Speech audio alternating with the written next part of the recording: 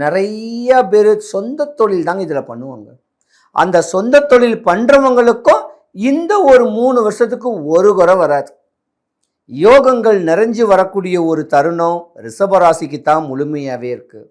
நீங்கள் வழிபடக்கூடிய தெய்வம் சுக்கிர பகவான், மகாலட்சுமி. பெருமாளுக்கு ஏகப்பட்ட கோயில்கள் இருக்குது, 108 திவ்ய தேசம் இருக்குது, அதுக்கு மீறின கோயில்களும் இருக்குது.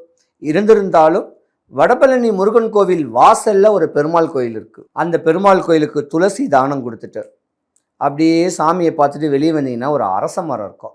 அரச மரத்தாண்ட அப்படியே ஒரு 10 நிமிஷம் கண்ணை மூடிக்கிட்டு, இனி வருங்காலங்கள் நான் படிக்கணும், எனக்கு வேலை கிடைக்கணும், எனக்கு கல்யாணம் காட்சி நடக்கணும், என் குடும்பம் சுபிக்ஷம் கிடைக்கணும், என் வியாபாரம் நடக்கணும் அப்படின்னு சாமியை முறையான வழிமுறைகள் பண்ணிங்கன்னா உண்மையாலுமே உங்களுக்கு யோகம் தாங்க.